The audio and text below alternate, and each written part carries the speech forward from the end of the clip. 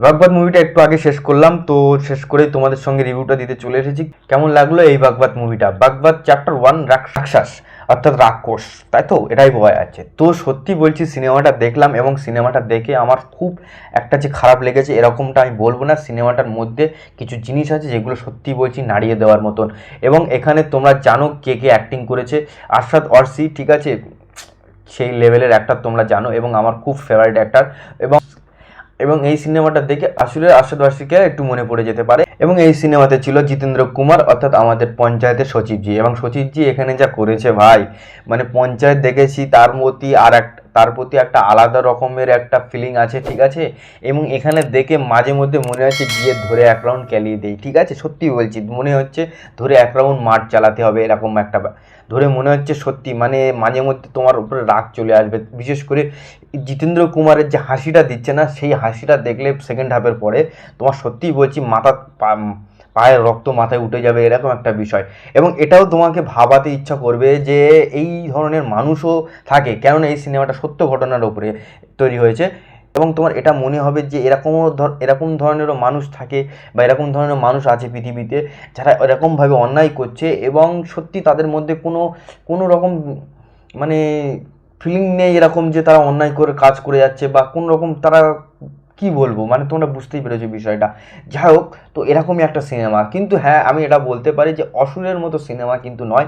অসুরের 10 যদি হয় এখানে 5ও হবে না, কারণ এই সিনেমাটা সম্পূর্ণ অন্য ধরনের সিনেমা। এবং এটা কিন্তু আমি বলছি সত্য ঘটনার উপরে নির্মিত এই সিনেমাটা। এবং সিনেমার মেকিংয়ে কিছু সমস্যা আছে, মানে আমার সেইভাবে পোষায়নি। কিন্তু হ্যাঁ, দুজনের অ্যাক্টিং ভাই ছিল সেই লেভেলের।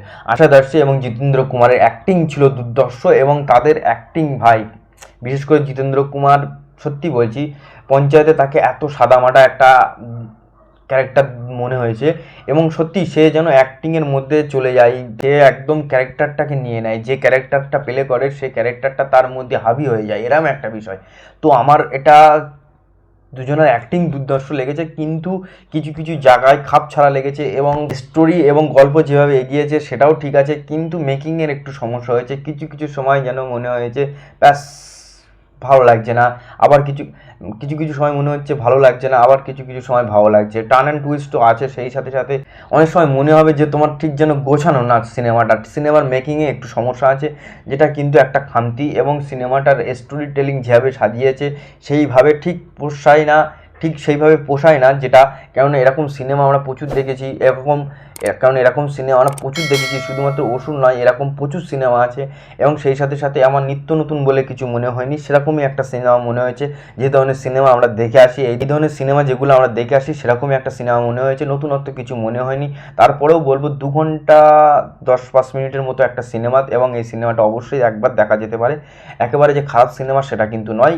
কিন্তু হ্যাঁ, যারা থ্রিলার বা এই ধরনের সিনেমা প্রথমবার বা দ্বিতীয়বারের মতো দেখছো তাদের বলছি তাদের কিন্তু বেশ ভালো লাগবে। কিন্তু যারা এই ধরনের সিনেমা আর কি মিস করে না, তাদের কতটা ভালো লাগবে সেটা আমি ঠিক বলতে পারছি না। তো এই সিনেমাটা দেখলে মোটামুটি একটা টাইম পাস তো তোমার একটা হয়েই যাবে, এবং সিনেমাটা একেবারে যে বোরিং লাগবে তা নয়, সিনেমাটা বেশ ভালো লেগেছে।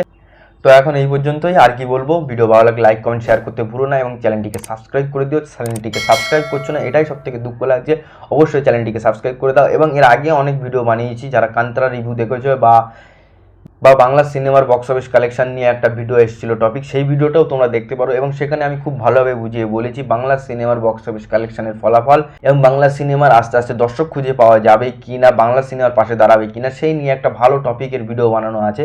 সেই ভিডিওটা তোমরা দেখে নিতে পারো। তবে একটা জিনিস তোমাদের বলবো, অবশ্যই সেই ভিডিওতেও বলা আছে আমাদের এই চ্যানেল এবং পরিবারটাকে বড় করতে হবে, তাহলে তোমরা একেবারে সঠিক রিভিউটা পেয়ে যাবে। আমি আগেও বলেছি এবং এই ভিডিওতেও আবার বলছি, পেড প্রমোশন হবে না, এবং চ্যানেলে সবসময় সত্যটাই আলোচনা করা হবে এবং সঠিকটাই আলোচনা করা হবে। আমাদের চ্যানেলে যারা প্রতিনিয়ত ভিডিও দেখছে তারা কিন্তু আমার কথা কিন্তু জানো, যে কথা কিন্তু খিলাফ হয় না যেটা। এবং সবসময় এটাই বলবো তোমাদের যে এই চ্যানেলে কখনোই পেড প্রমোশন হবে না, ঠিক আছে। তো ভিডিও ভালো লাগলে লাইক কমেন্ট শেয়ার করে দাও এবং চ্যানেলটিকে সাবস্ক্রাইব করে দাও। দেখা হচ্ছে নেক্সট ভিডিও। ততক্ষণ পর্যন্ত সবাই ভালো থেকো, সুস্থ থেকো, সাবধানে থেকো। Bye bye.